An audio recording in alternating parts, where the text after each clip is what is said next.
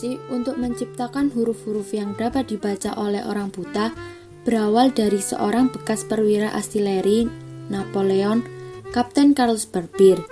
Barbier menggunakan sandi garis-garis dan titik-titik timbul untuk memberikan pesan ataupun perintah kepada serdadunya dalam kondisi gelap.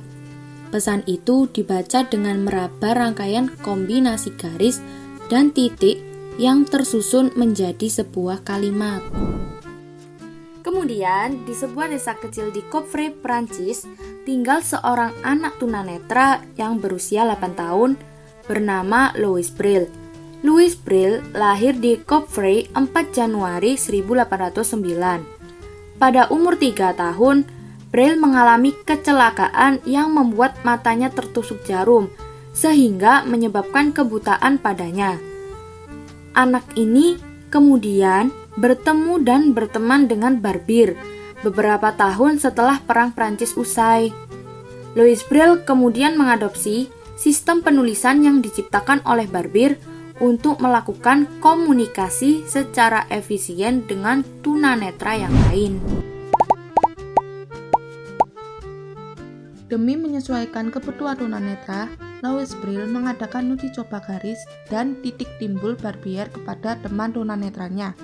Pada kenyataannya, jari-jari mereka lebih peka terhadap titik dibandingkan garis, sehingga pada akhirnya huruf-huruf Braille hanya menggunakan kombinasi antara titik dan ruang kosong atau spasi.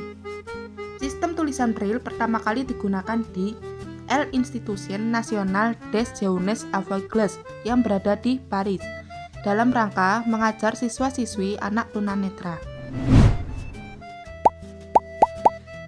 Tulisan yang dikenal sebagai sonografi Barbier ini menggunakan tabel yang terdiri dari 12 sel.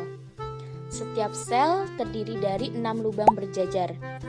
Sistem penulisan Barbier ini ialah dengan kombinasi titik timbul yang dibuat berdasarkan letak lubang dalam sel. Sistem dari penulisan Barbier dibaca dari kiri ke kanan, namun ditulis dari kanan ke kiri, sebab titik timbul yang dihasilkan pada tekstur kertas baru dapat dirasakan ujung jari bila kertas dibalik terlebih dahulu.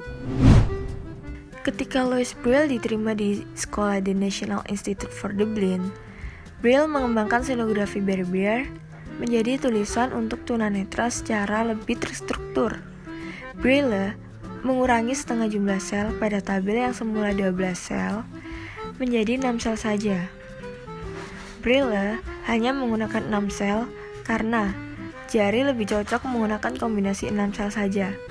Jika selnya banyak, memang bisa menghasilkan kombinasi huruf yang lebih beragam. Hanya saja, apabila terlalu banyak sel, akan membuat jari tak lagi sensitif terhadap titik. Sistem penulisan Braille ini pada akhirnya membantu tunanetra menulis dan membaca lebih cepat. Selain itu, bisa menjadi cara berkomunikasi tunanetra saat harus membaca dan menulis sebelum pada akhirnya tergantikan dengan alat yang lebih canggih di era digital.